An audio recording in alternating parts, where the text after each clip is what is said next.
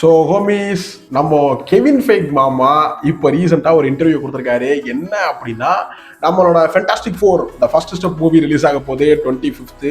அதனால அதோட hype peoples கிட்ட ஏற்றுறோம் அப்படிங்கிறதுக்காகவே ஏற்கனவே படத்தோட ட்ரெய்லரு ஸ்னீக் பிக்குங்கிற பேரில் கிட்டத்தட்ட ஒரு பாதி படத்தையே போட்டு காட்டிட்டானுங்க. அதனாலே நான் எதையும் போய் பார்க்காம இருக்கிறேன். எல்லாத்தையும் போட்டு காட்டிட்டானுங்க. ஆனால் அதுக்குள்ளேயே இன்னும் ஹைப் ஏற்றணும்டா. ஒரு 2 வாரத்துக்கு மார்வல் பற்றி தான்டா பேசியே ஆகணும், சூப்பர்மேன் ரிலீஸ் ஆனதே தெரியக்கூடாது அப்படிங்கிற மாதிரி ஒரு இன்டர்வியூ கொடுத்துருக்காரு. என்ன அப்படின்னா, MCU வில் பி ரீபூட். என்னடா சொல்கிறேன் அப்படின்னா, MCU ரீபூட் ஆக போகுது. சீக்ரெட் வார்ஸ் மூவியில் வந்து MCU ரீபூட் ஆக வாய்ப்பு இருக்கும் அப்படிங்கிறத ஒரு இன்டர்வியூவில் சொல்லியிருக்காரு.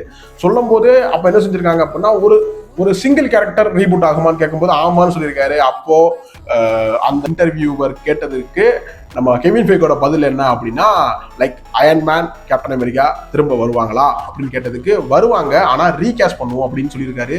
ரீகாஸ்ட் மீன்ஸ் RDJவையோ இல்லை நம்ம கிறிஸ் எவன்ஸையோ அந்த கேரக்டரில் பார்க்காம வேற ஒரு ஃபேஸை நம்ம அந்த இடத்துல பார்க்க போகிறோம். அது கொஞ்சம் அன்சாட்டிஸ்ஃபேக்ஷனாக தாங்க இருக்கும். ஏன்னா வந்து சூப்பர்மேன் கேரக்டரே ஹென்ரி கேவிலை தூக்கிட்டு இன்னும் பார்க்க மனசு இல்லை. ஒண்டர் உமனுக்கு கேல் காடட்டை தூக்கிட்டானுங்கன்னா மனசே வராது, அந்த படத்தெல்லாம் பார்க்கறதுக்கே தோணாது. நம்ம பார்த்த முகங்கள் அது வேறங்க, அது வேற. ஸோ உங்களோட தாட்ஸ் என்னன்னு கமெண்ட் பண்ணுங்க. ரீபூட் ஆகுறது ஒரு விதத்தில் நல்லது தான், ஆனால் கேரக்டர் மாற்றுறது கொஞ்சம் டஃபாக தான் இருக்கும். ஸோ உங்கள் கமெண்ட்ஸை ஷேர் பண்ணுங்க ஹோமிஸ். உங்களோட குமுறல்களை சொல்லுங்க கமெண்ட் பாக்ஸில். அண்ட் ஷேர் பண்ணுங்க, சப்ஸ்கிரைப் பண்ணுங்க, சப்போர்ட் பண்ணுங்க ஹோமிஸ். தேங்க்யூ.